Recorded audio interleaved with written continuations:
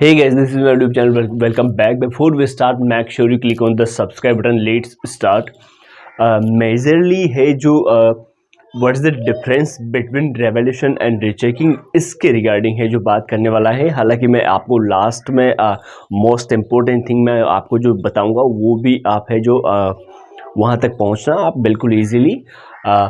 इसमें जो डिफरेंस जो रहता है वो जैसे कि बात करें केवल और केवल सबसे पहले रीचेकिंग की अगर बात करें तो रीचेकिंग पर है जो जैसे जो आप एग्ज़ाम देने के बाद है जो आपकी जो आंसर बुक होती है वो जस्ट फर्स्ट टाइम है जो वो चेक होती है। देन बाई चांस ही ऐसी बात होती है लगभग 0.01% लगभग डेटॉल की तरह।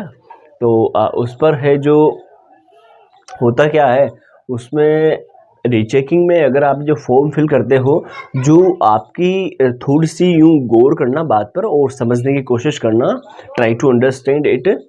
हालांकि इजी लैंग्वेज में मैं आपको बताऊंगा, लेकिन जो आपकी जो ऑलरेडी जो कॉपी जो चेक हुई है उसके बाद है जो आप दोबारा जब कॉपी चेक करवाते हो तो वो होता है एक तो रीचेकिंग। अब रीचेकिंग में क्या होता है उसकी थोड़ी डिटेल अपन जानते हैं।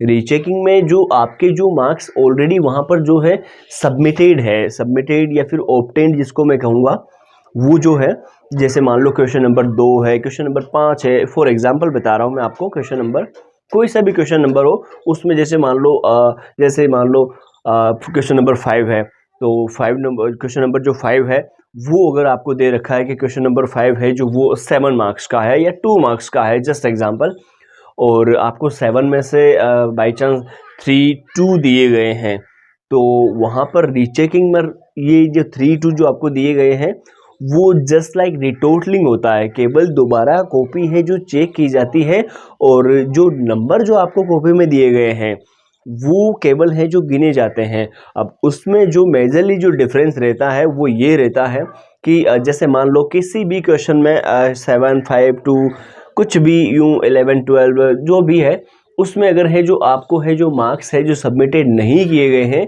या फिर है जो आपके आंसर बुक जो है आपकी बोर्ड की कॉपी है, यूनिवर्सिटी की जो कॉपी है आपकी, उसमें है जो आपको है जो उसमें मार्क्स नहीं दिए गए हैं, कहने का मतलब ये हो गया कि बाई चांस बाई मिस्टेक है जो चेक करना है जो भूल गए होंगे या फिर है जो अगर आपका वे ऑफ आंसरिंग, अगर आपका आंसर देने का तरीका अच्छा है कि आपने गैप दिया था क्वेश्चन के बीच में तो फिर वो वहाँ पर तो थोड़ी सी है जो फोकस हो जाता है, हाईलाइट हो जाता है। लेकिन अगर आप जस्ट कंटिन्यू अगर आप आंसरिंग कर रहे हो क्वेश्चंस के तो फिर वहाँ पर है जो ऐसे मिस्टेक के जो चांसेस है वो काफ़ी ज़्यादा इंक्रीज़ हो जाते हैं, क्योंकि वहाँ पर है जो कोई अकेले बच्चे की जो आंसर बुक रहे हैं वो नहीं रहती है।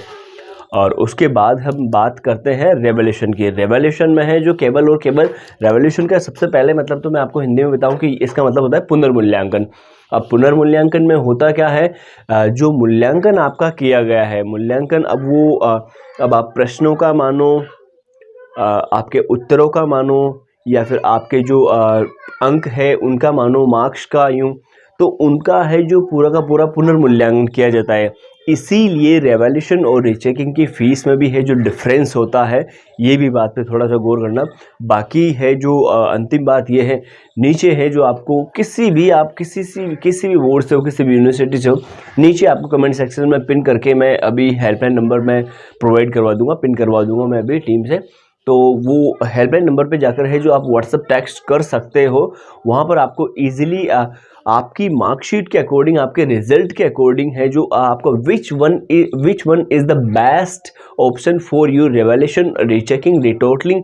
और किसी बच्चों को है जो सप्लीमेंट्री भी होती है, कंपार्टमेंट भी होता है, तो फिर वो आपको बेटर वैसे है जो एडवाइस है जो वो प्रॉपर बेटर वैसे आपको है जो दे सकते हैं। तो आप एक बार ज़रूर वहाँ पर जाइए और एक बार है जो जानकारी ले लीजिए, क्योंकि ये कोई एक दिन की बात नहीं है। That is your career, that is your time, that is your last year, that is your सब सारी चीज़ें आ जाती है। आपके क्लासमेट हो गए, सब कुछ हो गया यूँ, क्लासमेट है, फ्यूचर है, करियर है, ऊपर से जो टाइम जो है, मेनली जो टाइम कहूँगा सबसे बड़ा टाइम होता है, क्योंकि that is the not matter of whole year पूरा आपने 1 साल वहाँ पर लगाया है, तो उसका जो कमबैक जो रहता है, उसका जो उसकी जो प्रोडक्टिविटी रहती है वो डिपेंडेंट ऑन यू कम्प्लीटली।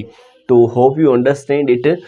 तो आगे के लिए मैं बेस्ट ऑफ लक कहना चाहूँगा। Thank you so much, see you. Subscribe now please.